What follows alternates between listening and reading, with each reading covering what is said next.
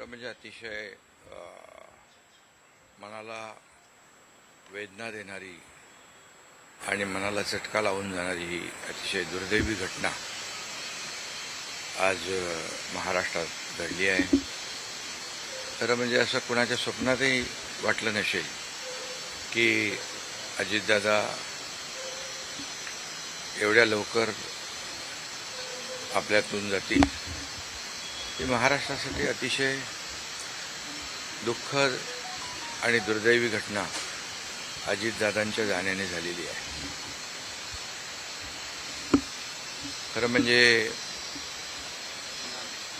अजितदादा गेले अनेक वर्ष या महाराष्ट्राच्या राजकारणात नेतृत्व करत होते आणि अतिशय परखड स्पष्ट वक्तेपणा आणि प्रशासनावर असलेली त्यांची पकड आपण पाहिलेली आहे. प्रत्येक गोष्टीचा त्यांना बारीक अभ्यास करून बोलण्याची सवय होती आणि परखड स्पष्ट वक्तेपणा, निर्भीड, रोखठोक बोलणारे असले तरीसुद्धा त्याला चूक म्हणणारे असले तरीसुद्धा अतिशय मनाने ते निर्मळ होते. याचा अनुभव मी स्वतः घेतलेला आहे. त्यांच्यासोबत मी मंत्रिमंडळात देखील काम केलं. मी मुख्यमंत्री असताना त्यांनी उपमुख्यमंत्री म्हणून देखील काम केलं आणि जेव्हा मुख्यमंत्री मी असताना मुख्यमंत्री माझी लाडकी बहीण योजना किंबहुना इतरही योजना जेव्हा आम्ही सुरू केल्या तेव्हा आर्थिक जे काही घडी आहे किंवा आर्थिक तरतूद जी आहे ती अतिशय उत्तमपणे त्यांनी त्यावेळेस केली आणि याचा अनुभव मला आहे.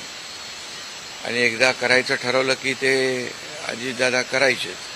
करतो, बघतो, पाहतो असे शब्द त्यांच्या डिक्शनरीत नव्हते. व्हायचं असेल ते तात्काळ करायचे, नसेल त्याला नाही म्हणायचे. असा स्पष्ट वक्तेपणा या महाराष्ट्राने पाहिलेला आहे. मी असेन, मुख्यमंत्री देवेंद्रजी असतील, अजितदादा असतील, आम्ही टीम म्हणून काम केलं, टीम म्हणून काम करतो. आमच्या वेळाही कामाच्या वेगवेगळ्या, आम्ही पहाटे उशिरापर्यंत काम करतो. अजितदादा पहाटे लवकर काम सुरू करतात, देवेंद्रजी दिवसभर काम करतात. आणि अजितदादांनी 6-6 वाजता देखील अपॉइंटमेंट दिलेल्या अधिकाऱ्यांनी आणि लोकप्रतिनिधींनी पाहिलेल्या आहेत. अतिशय वेळेचं महत्त्व आणि वेळेचं भान ठेवणारा नेता हरपलेला आहे. खरं म्हणजे काल परवाच आमची एका कार्यक्रमामध्ये भेट झाली. सरन्यायाधीश आपले भारताचे मुंबईत आले होते आणि ते येण्यापूर्वी आम्ही तिथंच एका चेंबरमध्ये बसलो होतो आणि त्यावेळेस झालेल्या चर्चा, गप्पा गोष्टी, आजही सकाळी जेव्हा मला त्यांची ही घटना कळली तेव्हा तेच समोर त्याच आठवणी काल परवाच्या येऊ लागल्या. खरं म्हणजे माझ्यापेक्षा ते राजकारणात देखील अनुभवी नेते, गेल्या अनेक वर्षापासूनचा त्यांचा अनुभव, वयाने देखील माझ्यापेक्षा ते मोठे होते माझ्या आणि अनुभवाने देखील. आणि म्हणून त्यांना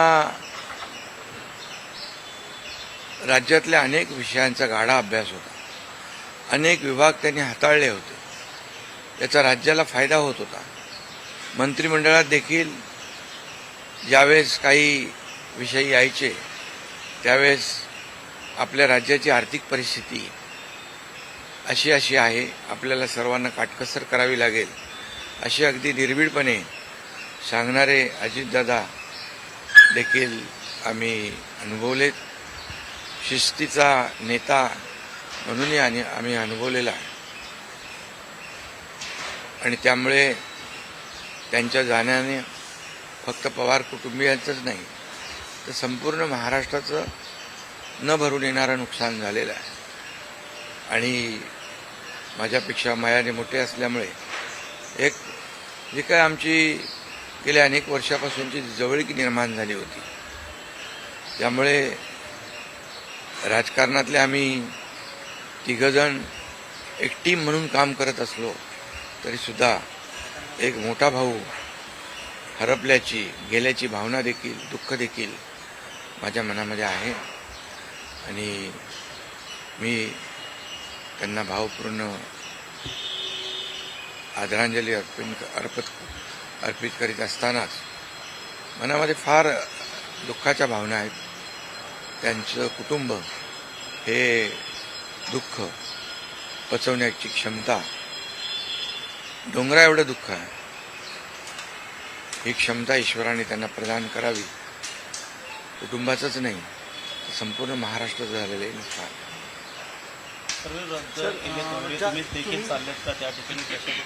हां, मी आणि मुख्यमंत्री देखील आम्ही जातो आहे. आमचे सहकारी आमच्यातून गेलेत, त्याचं दुःख आहे. म्हणजे सभा होत्या त्याही आज आम्ही रद्द केलेल्या आहे. सर, एक विचार असं वाटतं की तुम्ही आता उल्लेख केला की 2 दिवसांपूर्वी त्यांच्या जवळपास 1-1.5 तास तुम्ही बसलेले होतात दोघंच, खूप गप्पा झाल्या त्या चेंबरमध्ये.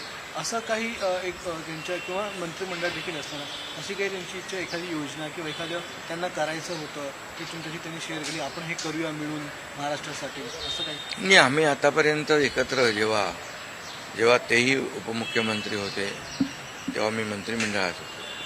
मी मुख्यमंत्री असतानाही उपमुख्यमंत्री होते. आता देवेंद्रजी मुख्यमंत्री आहेत. आम्ही जे काही निर्णय आम्ही घ्यायचो ते निर्णय मिळूनच घ्यायचो. आणि मग एकदा एखादी सूचना आली की मग त्याला तिघांनी बळ देऊन ते पूर्ण करायचं. अजितदादा देखील एकदा कधी कधी असंही म्हणायचे की आपली आर्थिक आता आपली जी काही अर्थव्यवस्था महाराष्ट्राची आहे, काही नवीन योजना केल्यामुळे आपल्याला काटकसर करावी लागेल, पण जेव्हा काही निर्णय आपल्याला घ्यावेच लागतील त्यावेळेस मात्र ते मागे हटत नव्हते. आणि याचा अनुभव देखील आम्ही घेतलेला आहे. न भरून निघणारी पोकळी सातारा असेल, पश्चिम महाराष्ट्र या ठिकाणी देखील कशा प्रकारची तुम्ही पोकळी भरून काढणार आहे? नाही, यामध्ये साताराच नाही आहे तर त्यांचं जे असलेलं जे काही अनुभव आहे हा महाराष्ट्रासाठी होता. त्यांनी प्रतिनिधित्व केल्यामुळे मला वाटतं फार मोठं नुकसान झालेलं आहे, न भरून येणार. शेवटचा प्रश्न, जे काय जसा हा जो विमान अपघात झाला ज्या प्रकारे, काय वाटतं याची चौकशी व्हायला हवी आणि येणाऱ्या काळामध्ये असे अपघात होऊ नयेत, त्यामुळे बिलकुल याची शेवटी आमच्या सहकार्याचा जीव याच्यामध्ये गेला आहे. 6 लोक मृत्युमुखी पडलेले आहेत. त्यामुळे या विमान अपघाताची चौकशी नक्कीच व्हायला पाहिजे, नक्कीच होईल. कारण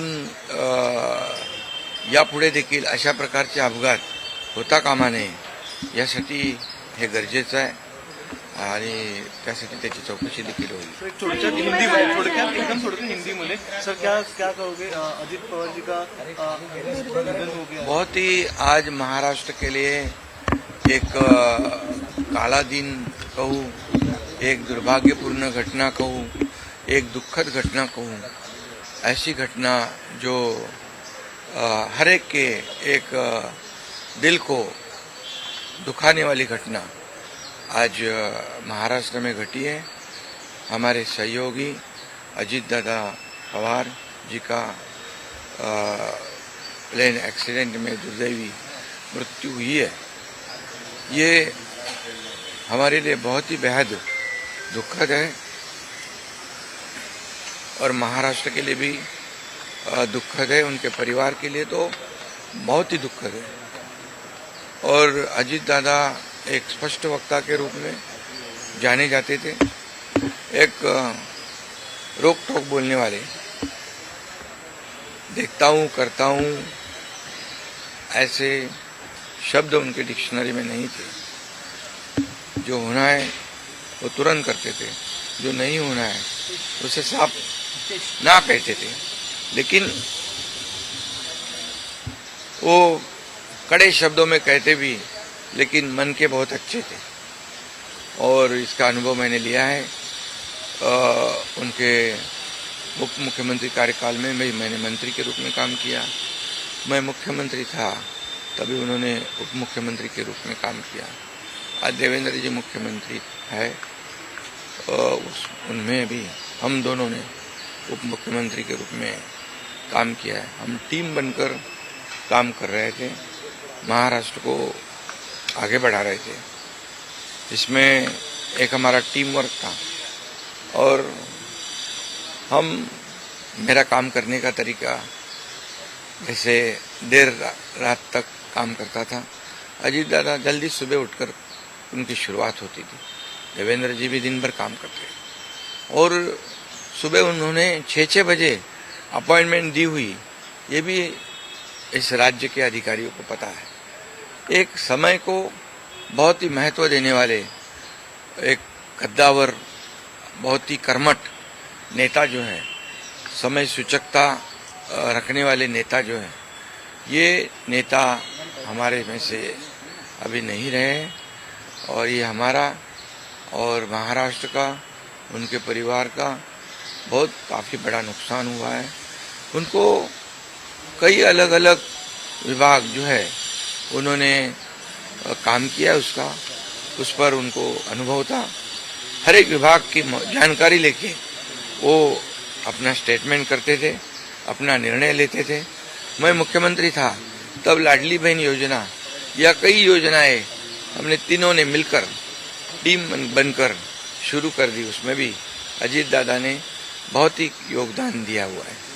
और जैसे अर्थव्यवस्था जो है हमारी महाराष्ट्र की, वो उसके बारे में भी कभी कभी बहुत ही रोक टोक मंत्रिमंडल में उन्होंने बताया भी कि हमारी परिस्थिति ऐसी है, हमें कुछ यहाँ इसमें जोड़ तोड़ करनी पड़ेगी।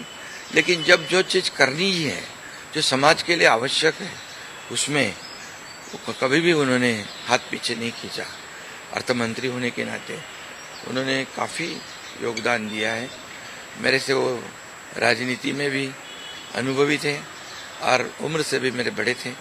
एक टीम हमारी थी, एक टीम का एक हिस्सा अभी नहीं रहा है और एक बड़ा भाई हमारे में से गया है, ऐसी भी हमारी भावना है।